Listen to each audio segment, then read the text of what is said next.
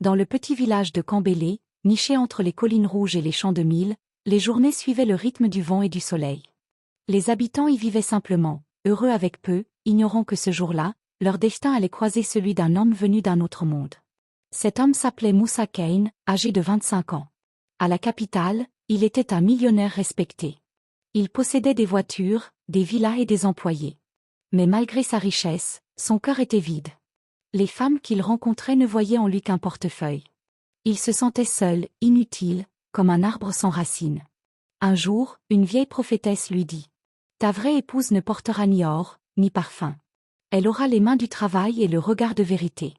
Mais pour la voir, tu devras ôter tes chaussures de riche et marcher dans la poussière. » Alors Moussa prit une décision folle. Il quitta tout, se déguisa en pauvre voyageur, enfila un vieux boubou usé, et partit seul vers la brousse.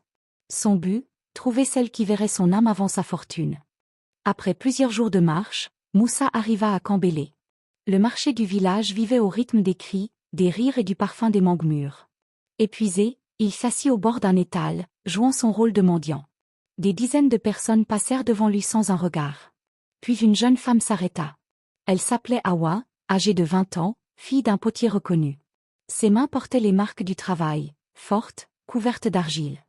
Mais son sourire était doux, sincère, presque lumineux. Sans hésiter, elle prit un bol de bouillie chaude et le lui tendit. « Tiens, mange un peu, grand frère. Le ventre vide n'attend pas la fortune. »« Tu ne me connais même pas, » répondit-il. « Je n'ai pas besoin de te connaître pour te nourrir, » dit-elle simplement. Ce jour-là, Moussa sentit une chaleur étrange envahir son cœur. C'était la première fois depuis longtemps qu'on lui offrait quelque chose sans rien attendre en retour. Il comprit qu'il devait en apprendre plus sur cette fille simple et vraie. Les jours passèrent. Moussa observait Awa en silence. Elle aidait les anciens, soignait sa mère malade et riait avec les enfants. Il vit en elle une beauté que l'argent ne pouvait pas acheter, la beauté de l'âme. Un matin, il décida de la tester. Il fit semblant d'être gravement malade, s'allongeant près du marché, haletant. Les passants le contournèrent sans un mot. Mais Awa accourut. « Tu es malade. Viens, je vais t'aider. » Elle le ramena chez elle, dans une petite case propre et simple.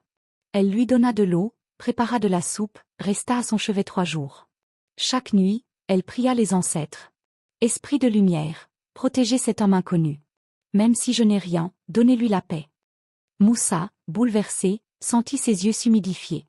Pour la première fois, il pleura de gratitude. Dans cette pauvreté, il avait trouvé l'amour pur qu'il cherchait. Quelques jours plus tard, une rumeur secoua le village. Un homme très riche vient nous rendre visite. Le chef fit battre les tambours, les femmes enfilèrent leurs plus beaux pagnes.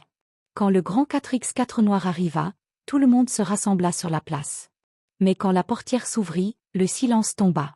C'était le mendiant. Moussa descendit lentement du véhicule, vêtu d'un costume bleu et d'un regard humble. Tous le fixaient, stupéfaits. Il s'approcha d'Awa, qui tenait encore son bol vide entre les mains. « Awa, tu m'as donné à manger quand j'avais faim, sans savoir qui j'étais. Aujourd'hui, je veux te donner ma vie, non pas pour ce que tu vois, mais pour ce que ton cœur a montré. » Les yeux d'Awa se remplirent de larmes. « L'homme reste un homme, riche ou pauvre, » répondit-elle. « Ce que j'ai vu en toi, c'est un cœur. Pas un statut. » Sous le grand baobab du village, on célébra leur mariage. Les tambours résonnaient, les femmes dansaient, les enfants riaient. Le vent soufflait fort, soulevant les pagnes colorées et la poussière dorée. Le vieux griot dit : « Le vent des ancêtres approuve cette union. Le riche a trouvé son âme, et la femme, son destin. » Moussa fit construire une école, un puits et un atelier de poterie. Mais il garda une habitude. Chaque matin, il déposait un bol de bouillie au marché. Là où tout avait commencé.